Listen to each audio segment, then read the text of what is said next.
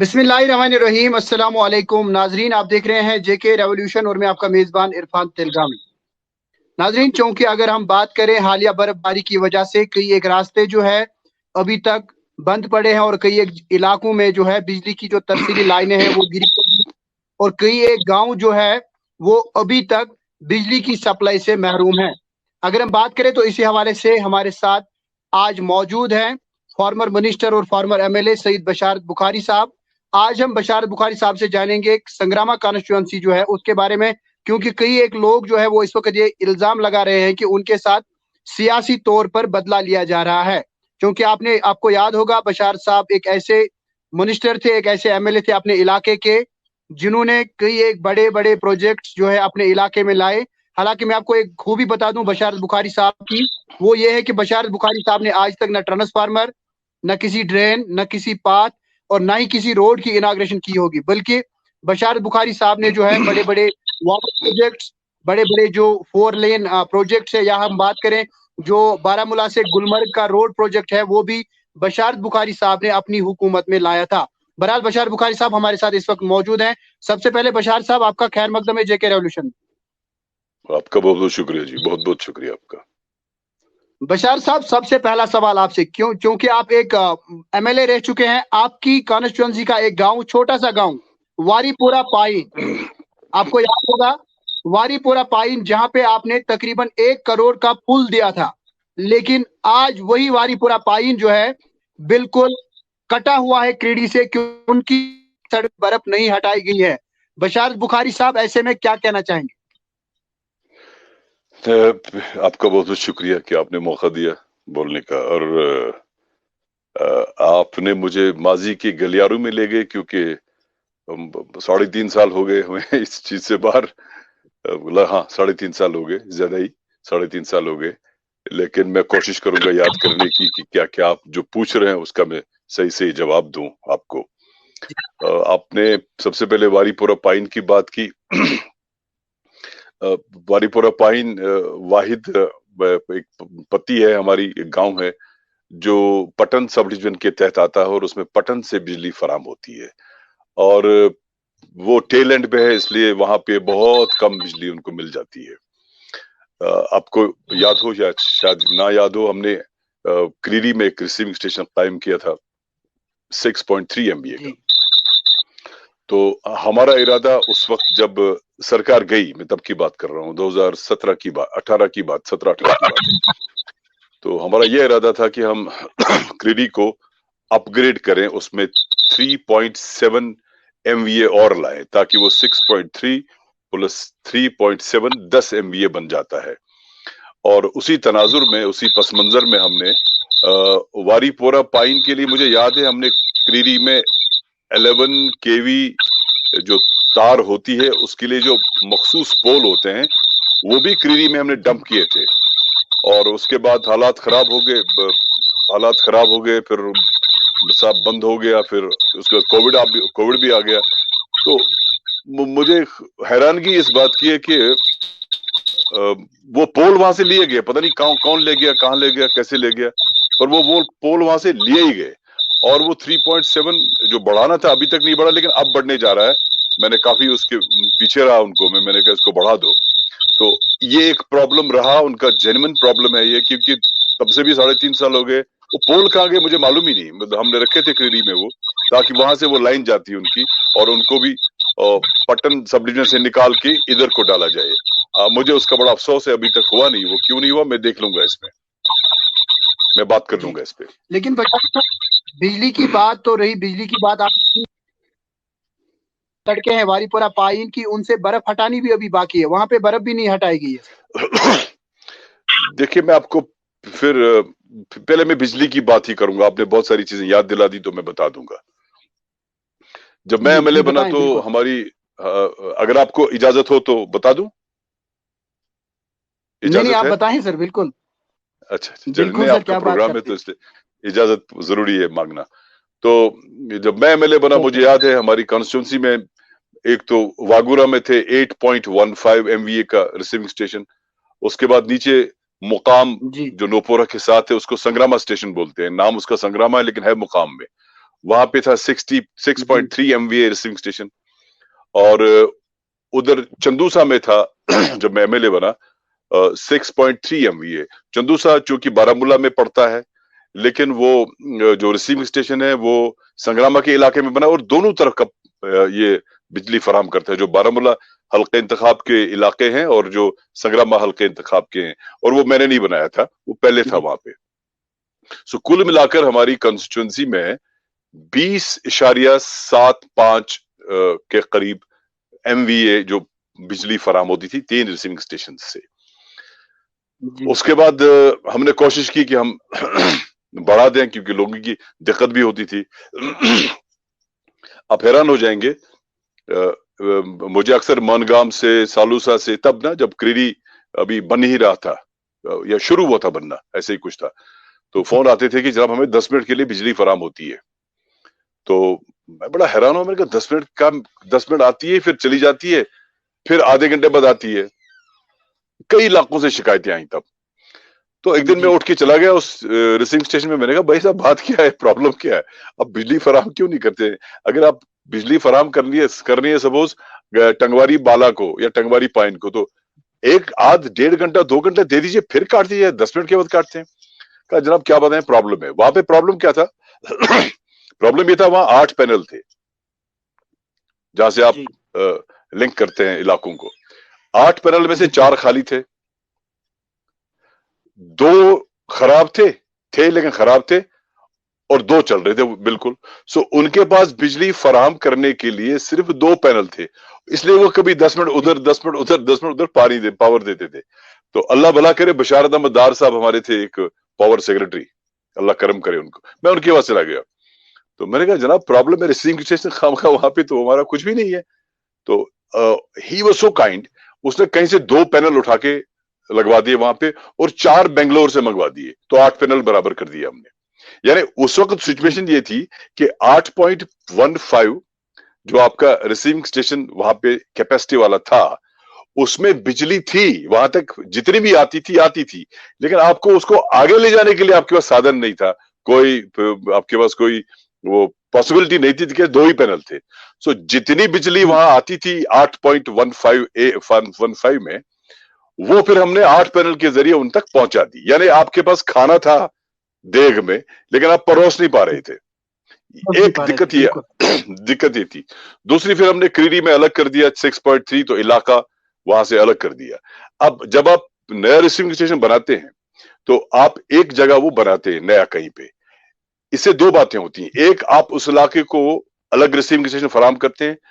दूसरी इंपॉर्टेंट बात यह है, जो भूल जाते हैं हम सब, कि वो जो ओरिजिनल रिसीविंग स्टेशन होता है वहां से ये लोड उड़ जाता है।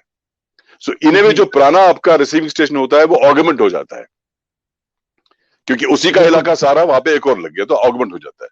तो एक क्रीरी का बना, उसके बाद नीचे पंजीपुरा में करीब पहले 6.3 MVA, और फिर PMDB में और 6.3, वो 12 MVA हो गया।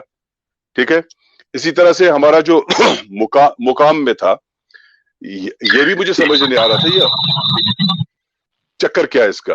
और ये आपको मुकाम, आपको एक तो संग्रामा इलाके को फराहम करता है, दूसरा इधर ये करता है आपका क्या बोलते हैं उसको, बंगडारा आपका, डोंगडारा आपका, छानपोरा आपका, उठूरा आपका, संतकूट आपका, रेंजी आपका, शायद रेंजी, और आपका ये बुलगाम साइड, इवन तापर तक करता था ये, बूसू पोस्टनाग वगैरह। तो मैं जाके देखा, मैंने कहा यार है क्या, वहां पे 6.3 MVA था। वो आपका कारामद हो नहीं सकता था, क्योंकि ओवरलोडेड था बहुत ज्यादा। तो मैंने एज MLA उसमें 3.15 एक जगह से उठवा के वहां लगवा दिया। सो हमने उसको 6.3 से 3.15 बढ़ा के उसको 10 MVA कर दिया। ठीक जी। लेकिन जो ही मैं दोबारा बन के मिनिस्टर बना, तो वो 3.15 जल गया जी। आज भी जलता है, ठीक करके लाओ फिर जलता है। फिर हमने PMDB में उसके लिए 10 MVA रखा, 10 MVA prime minister's development programme के तहत, जो सैलाब के बाद हमने लाया था प्रोग्राम। तो वो वहां पे लग भी गया। आज वहां पे 6.3 की जगह 16.3 चलता है पावर। सो आपका वो जितना आपका मुकाम था, आपका पुतखा था, आपका संग्रामा साइड था, आपका नोपोरा था, आपका बंडारा छानपुरा वगैरह वगैरह, ये सारे खुद कफील हो गए, इनको लाइट आ गई। बात यहीं तक नहीं रुकी, मैंने सोचा और भी कुछ होना चाहिए। तो हमने कलांतरा में टंगवारी पाइन में हम बना रहे हैं एक रिसीविंग स्टेशन 6.3 MVA। मेरे हिसाब से बन जाना चाहिए था अब तक, लेकिन आपको पता है पहले एक लॉकडाउन हुआ, पॉलिटिकल ज्योग्राफिकल, फिर कोविड का हो गया। लेकिन उसमें दिक्कत ये भी कर दी उन्होंने, उसमें कुछ अखरोट के पेड़ थे, वो परमिशन थी कटवाने की। अब 5 अगस्त के बाद कुछ कवानीन बदल गए, उसमें उन्होंने कहा कि इसको ऑक्शन कर दो जी। अभी तक ऑक्शन नहीं हुआ, अब हुआ ऑक्शन उसका। तो बिकॉज वो अखरोट के पेड़ों की वजह से वहां पे काम नहीं हो पा रहा था। अब मैंने ड्यू काम पोले साहब से भी बात कर ली, लेकिन ऑक्शन का हो गया, अब उस पर काम शुरू होगा। हालांकि बहुत पहले वो तैयार हो जाना चाहिए था, 3.5 साल का गैप मुझे भी हो गया, नहीं हुआ। एक और रिसीविंग स्टेशन हमने प्रपोज किया था, नहीं अलॉट करवाया था, वो था स्रंज में 6.3 MVA, ताकि कंडी इलाके को खुद कफा। उसमें मेरा एक खास मकसद था। आपके पास वक्त है क्या? मैं ज्यादा तो नहीं बोल रहा हूँ? नहीं सर, नहीं सर, लोग बड़ा पसंद कर रहे हैं कि लोग के अच्छा। कमेंट जो है वो आ रहे हैं, बाकी लोग लिख रहे हैं father of the development, great leader. मुझे नहीं बस, नहीं मैं सोचा आपका प्रॉब्लम ज्यादा तो नहीं होगा।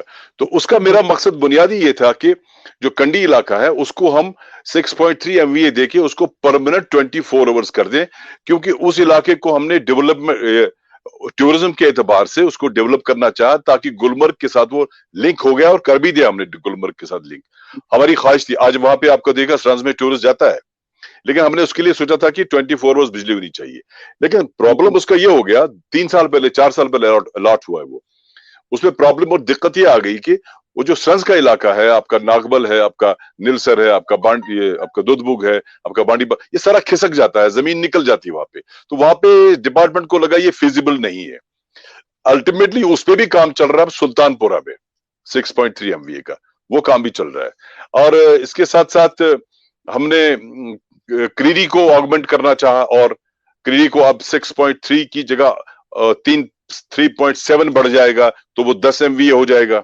इसी तरह से वागूरा में 8.15 है, वहां पे 6.3 MVA बढ़ जाएगा, वो भी कोई 8 से 14 MVA, 14-15 MVA तक जाएगा। मुझे लगता है उन जल्दी हो जाएगा, शायद कुछ ही दिनों में होना चाहिए, क्योंकि काफी देर से ये सिलसिला चल रहा है। इसी तरह से भाई साहब, आपका नाम क्या बताया आपने अपना? इरफान तिलगामी सर। इरफान साहब, इसी तरह से हमारा सीर बड़ा इलाका है, सीर में भी हमने 10 MVA का रिसीविंग स्टेशन वहां बन रहा है, वो तैयार होने को है। 10 MVA वहां पे वो बन रहा है सीर वाला।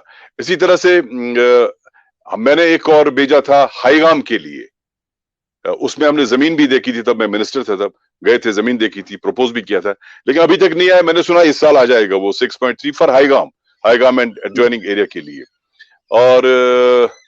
और भी कुछ था, याद नहीं आ रहा। तो इसी तरह से हमने, अब देखिए हमने और क्या कर दिया। और हमारी सरकार में ये जो चंदूसा का है, कि वो बारामूला में भी पड़ता है और हमें भी पड़ता है, उसको 6.3 से पहले 5 ऐड कर दिया। MLA थे वहां पे जावेद बेग साहब, और फिर हमने उसको PMDB में 10 रखवा दिया, वो लग भी गया वहां पे, वो चल रहा है, वो लगा हुआ है। इसी तरह से इसी तरह से हमारी सरकार में नीचे जो तारजू एरिया हमारा है, वहां पे सोपोर का एक इलाका पड़ता है, शेर कॉलोनी, वहां पे भी 10 MVA लगे, उसमें थोड़ा हमारा हॉस्पिटल साइड जो है तारजू साइड में, वो उस पे आ जाता है। इसी तरह से हमारे इमरान रजा अंसारी साहब मिनिस्टर थे, तो तापर को भी 10 MVA बढ़वा दिया, वो भी शायद लग गया। तो I will tell you in a way कि जहां आपके पास 20.75 MVA था जब मैं MLA बना, आज की तारीख में वहां पे 92 पॉइंट कुछ बन रहा है। ये 92.5 MVA तक जाएगा, जो इस वक्त काम ये कंप्लीट हुआ या होना है complete. It will go up to 92 point कुछ, और अगर आप हाईगाम भी ऐड कर दें तो it will go up to 98.5 और 7। सो कहां 20.75 और कहां 98.5। तो ये हमने जमीनी सतह पे इस सब चीजों को हमने डाल के रखा हुआ है। बदकिस्मती ये है कि सरकार के ही उसके बाद हालात गड़बड़ा गए, और हमें भी कोई पता नहीं चला 3.5 साल में। अदरवाइज ये सारी चीजें हो जानी चाहिए थी, लेकिन अभी तक नहीं हुई, इसका मुझे अफसोस है सर। तो ये बिजली का था। और बता दूं आपको मैं, इसी तरह से जी हमने अपनी सरकार में ये जो दिल्ली ग्रिड बन रहा है उसमें बन तो रहा था वो, लेकिन हमने बड़ी कोशिश की कि इसको जल्द से जल्द कंप्लीट किया जाए। शायद आज चल रहा है, मुझे नहीं जी मालूम, चल रहा है शायद वो। और वहां से हम एक 33 केवी लाइन को अपग्रेड करके ला रहे हैं इलाके तक, ताकि वहां तक बिजली छन के पहुंच जाए, कोई नुकसान ना हो जाए, और उसके बाद फिर सप्लाई हो जाए। उस पे भी काम चल रहा है। उनको कोई दिक्कत है थोड़ी सी, उनको शट डाउन करना पड़ता है, फिर वो तार डालते हैं। अब अगर शट डाउन करें, आज ठंड भी है, जी वो भी है, तो लोग भी नाराज हो जाते हैं।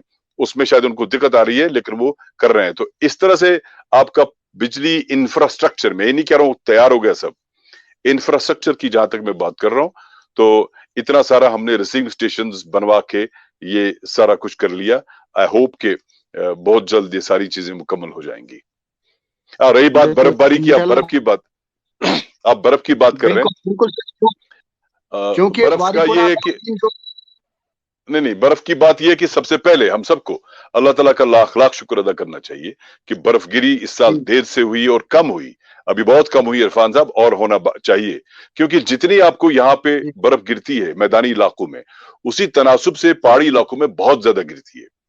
और जो हमारा इलाका जी जहां आपकी बात कर रहे हैं, हमारा सारा इन्हिसार इस पूरे इलाके का है।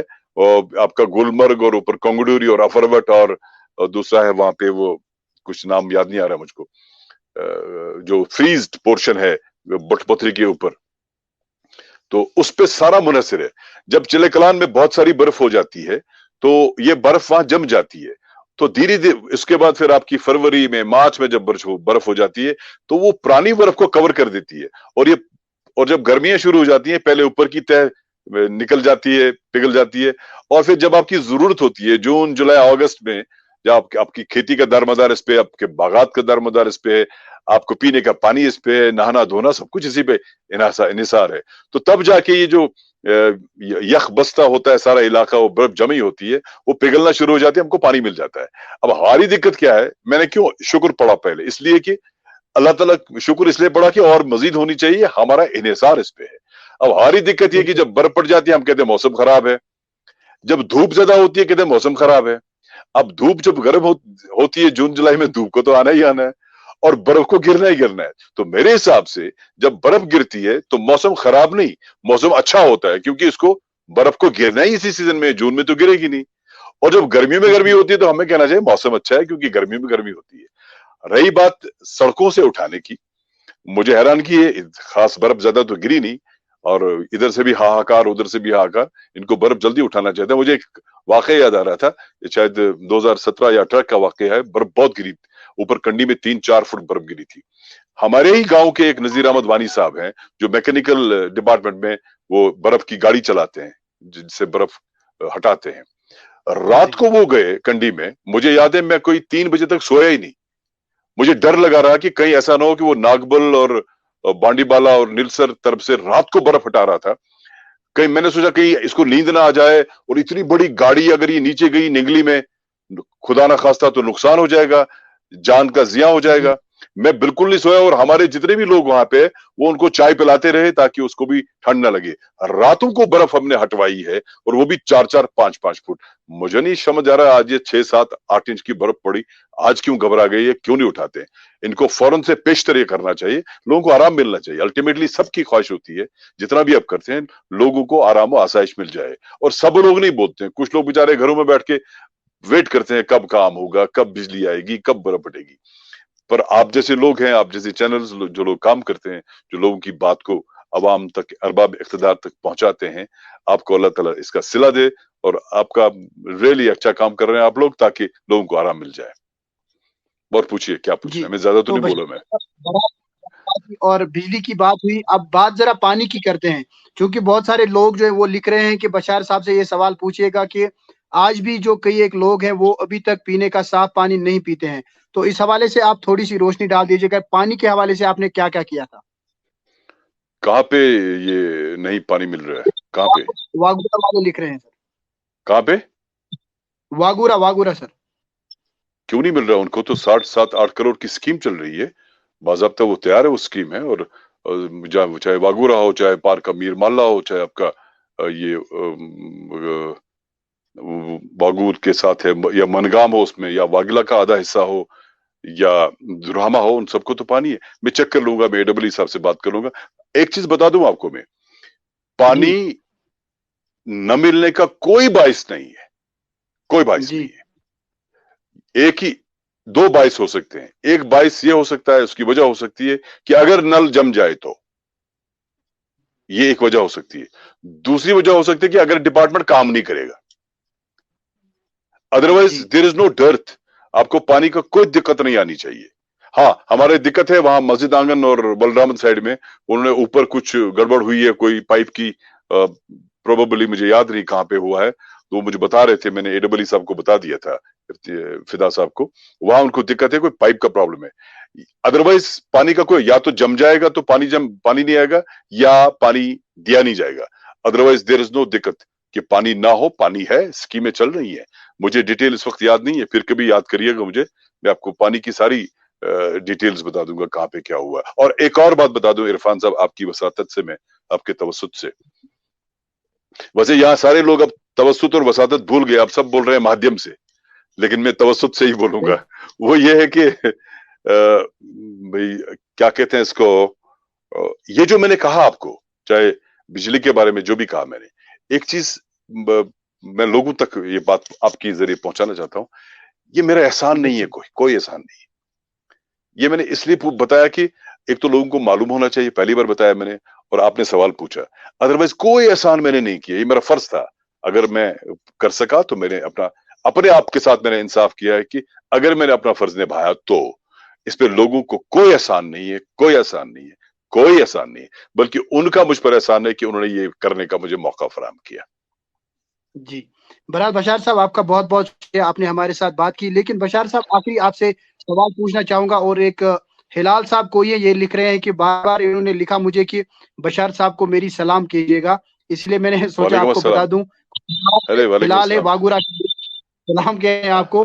तो बशार ये साहब, जो अपनी तरफ से ये आखिर। जो ये जो ये जो ये जो हिलाल साहब हैं, ये पार रहते हैं मीर मोहल्ला साइड में शायद, और एक गुलाम नबी जी साहब थे वहां पे, और एक मेरे PA थे वहां पे रियाज साहब, जी और मेरे एक गुलमाम करके थे, अल्लाह उनको मगफिरत करके गुजर गए लास्ट ईयर को, शायद कोविड से गुजर गए वो। और भी, और मेरे कुछ रिलेटिव्स हैं वहां पे, मजीद साहब हैं, और और हमारे एडवोकेट हिलाल साहब हैं दूसरे, या इवन याकूब साहब जो अपोजिट पार्टी में थे, हमेशा मुझे बोलते रहे कि कहाँ कहाँ क्या क्या प्रॉब्लम है, हमेशा मुझसे बात करते रहे। मैं उनका भी बड़ा मशकूर हूँ कि अगर कभी कुछ होता था तो मेरे तक वो पहुंचाते, बाकी लोग नहीं पहुंचाते थे, लेकिन ये कुछ लोग जी पहुंचाते थे। इनका बड़ा बड़ा बहुत बहुत जी शुक्रिया इनका। जी।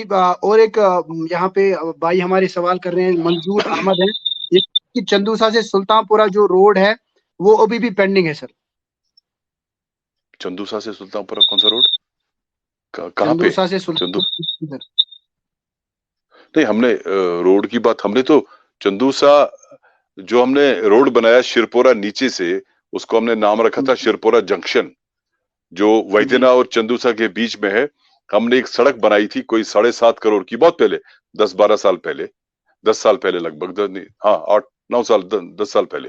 तो वो सड़क हमने बनाई थी उस जंक्शन से, यानी शिरपोरा के नीचे से हमने वया रंगवार और शेरखानपत्ती उसको लिया और सुल्तानपुरा को मिला लिया, एक विंग। जी दूसरा विंग हमने उसी सड़क का बालदजी से उठा के नीचे लाया कोलेना, और कोलेना से फिर एक और सड़क बनाई हमने टू रंगवार, और उधर हमने जी सुल्तानपुरा से लोनपति वगैरह सड़क बनवा दी, बनवाई। ये तो सड़कें, यह सड़क थी नहीं वहां पे, ये हमने बनाई थी 7.5 करोड़ या 7 करोड़ की, मुझे आज याद नहीं है। उसमें अभी भी कुछ पैसा बाकी है, कोई अभी भी उसमें 20 लाख रुपए, मेरे ख्याल से 20 लाख रुपए खर्च करना बाकी है अभी उसमें, उस सड़क में, जो मेरी इंफॉर्मेशन है अभी बाकी है। तो अब ये किस सड़क की बात कर रहे हैं, मुझे जहन में नहीं आ रहा है, ये कौन सी सड़क की बात कर रहे हैं? चंदूसा से जो सुल्तानपुरा, अच्छा हाँ हाँ, ये शिरपोरा, शिरपोरा जो हमारा जो है, वहीदुना टू शिरपोरा सड़क जो है, वो पहले हमने ली थी वो CM कमिटमेंट में, फिर हमने उसमें थोड़ा काम कर दिया। उसके बाद मुफ्ती साहब गुजर गए, अल्लाह मगफिरत करे उनको। फिर दोबारा सरकार बनी, और फिर हालात खराब हो गए, आपको पता है 2016 में हालात बहुत खराब हो गए, तो 17 तक रही वो हालत। तो लेकिन मैंने उसको इसमें भेजा हुआ था नबार्ड में, और वो 2.5 साल 2 साल पहले सेक्शन होके आई, वो भी शायद 5 करोड़ की सड़क है, उस पर काम चल रहा है। दैट्स 5 करोड़, वो आपका वहीदेना से जाएगी वो सड़क शिरपोरा से गेवगारन से मुरेर नारीबल, देन ठंडकसी और जाएगी शायद सुल्तानपुरा तक, मलिक माला सुल्तानपुरा तक। उस पर भी काम चल रहा है जो मेरी दानिश में है। सर आखिर पर आप अपनी तरफ से क्या मैसेज देना चाहेंगे संग्रामा कॉन्स्टिट्यूएंसी के लोगों को? सर क्या मैसेज, क्या मैं कौन सा पीर फकीर हूँ या कोई बड़ा इंसान हूँ? नहीं, बस मैं सिर्फ ये दुआ करूंगा कि सब सलामत रहें, अल्लाह ताला सबको सलामत रखे। चलिए बशार साहब, आपने हमें अपना कीमती वक्त दिया, आपका बहुत बहुत शुक्रिया। नहीं, मैं बैठा ही था, शुक्रिया आपका कि आपने मेरा वक्त इस्तेमाल किया, मैं तो वेला ही शुक्रिया आपका, बहुत बहुत शुक्रिया आपका सर, बहुत शुक्रिया आपका, थैंक यू वेरी मच। बहरहाल नाज़रीन, आपको बता दें, बात कर रहे थे हमारे साथ जो फॉर्मर मिनिस्टर थे और साथ ही साथ एक्स MLA संग्रामा कॉन्स्टिट्यूएंसी के सईद बशार बुखारी साहब। इन्होंने कई एक जानकारियां हमें दी, लेकिन मैं आपको बता दूं कि कई एक लोग हमें ये मैसेज कर रहे हैं कि कई एक इलाकों से अभी भी बर्फ नहीं हटाई गई है। जैसे मैं आपको बता दूं, अगर हम बात करें गांधरबल साइड की, तो गांधरबल में भी अभी तक कई एक जगहों से बर्फ नहीं हटाई गई है। इसी तरह अगर हम बात करें कावचक की, तो कावचक में भी लोगों को पानी के हवाले से काफी मुश्किलात का सामना करना पड़ रहा है। इसी तरह अगर हम बात करें, बहुत सारे लोग जो है हमें टंगमर्ग इलाकों से भी लिख रहे हैं कि बिजली की जो है वहां पे बहुत ही किल्लत पाई जा रही है। खासकर अगर हम बात करें कुंजर इलाकों की, कुंजर में भी इस वक्त बिजली नहीं है। और साथ साथ मैं आपको एक बार फिर बता दूं कि RNB महकमे ने कई एक सड़कों से अभी तक भी बर्फ नहीं हटाया है। और ये भी आपको बता दूं कि हमें रंगवार के लोग लिख रहे हैं कि हम आमिर साहब के बहुत शुक्रिया मशकूर हैं। आमिर साहब कोई मैकेनिकल इंजीनियरिंग डिपार्टमेंट के ड्राइवर हैं, इन्होंने कल वहां पे रात भर बर्फ हटाई है, तो उनका भी ये बहुत ही शुक्रिया अदा करते हैं। इसी तरह अगर हम बात करें यहाँ पे हम चंद्रसीर खरगाम इलाकों की, तो वहां पे भी अभी तक इलेक्ट्रिसिटी जो है वो बहाल नहीं की गई है। बहरहाल नाज़रीन, अगर आपके इलाकों में मैंने आपको कल भी बोला कि कहीं पे भी कोई परेशानी है, तो आप जो सिविल एडमिनिस्ट्रेशन की तरफ से कंट्रोल रूम बनाए गए हैं उनसे आप राब्ता कर सकते हैं, या जम्मू कश्मीर पुलिस की तरफ से भी कई एक जगहों पे हर एक जगह जो है कंट्रोल रूम बनाए गए हैं, वहां पे उनसे आप राब्ता कर सकते हैं। इसी तरह RJ आप भी लिख रहे हैं खईपुरा टंगमर्ग से कि वहां पे भी बिजली नहीं है, तो जो भी AEE कंसर्न है उन्हें चाहिए कि वहां पे जो है बिजली की सप्लाई जो है जल्द से जल्द बहाल की जाए। बाकी नाज़रीन, मैं आपको आखिर पर यही बता दूं कि आप रखिए अपना ख्याल और अपने अहलो अयाल का ख्याल। मुझे दीजिए इजाजत। अल्लाह आपका हामी और नासिर।